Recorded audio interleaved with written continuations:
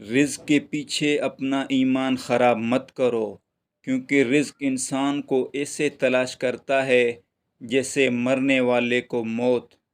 دکھ میں کبھی پچھتاوے کے آنسو نہ بہاؤ، کیونکہ تم وہ خوش نصیب ہو جسے اللہ نے آزمائش کے قابل سمجھا۔ حضرت علی نے فرمایا، میری 6 باتیں ہمیشہ یاد رکھیں، بہت کامیاب ہو جاؤ گے۔ اللہ کے علاوہ کسی سے کوئی امید نہ رکھنا، کیونکہ اللہ پاک کے علاوہ کوئی ذات نہیں جو کہ تمہاری امیدوں کو پورا کر سکے۔ دوسری بات، جس بات کا تمہیں علم نہ ہو تو اس کے بارے میں علم حاصل کرنے کی کوشش کرو اور اس کے بارے میں علم حاصل کرو۔ تیسری بات، جو دوست تمہارے سامنے دوسرے دوستوں کی برائی کرے تو سمجھ جاؤ وہ تمہارا بھی دوست نہیں۔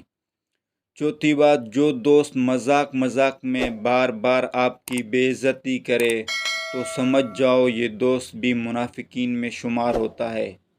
پانچویں بات، جو رشتہ دار آپ سے یہ پوچھتے ہیں کہ بیٹا کیا کرتے ہو، تو دراصل وہ اس چیز کا اندازہ لگاتے ہیں کہ آپ کو کتنی عزت دینی ہے۔ چھٹی اور آخری بات، اپنے نفس کو قابو میں رکھو، تم ہر جگہ کامیاب ہو جاؤ گے، کیونکہ آپ کا نفس پاک ہوگا تو تمہارے اخلاق اچھے ہوں گے۔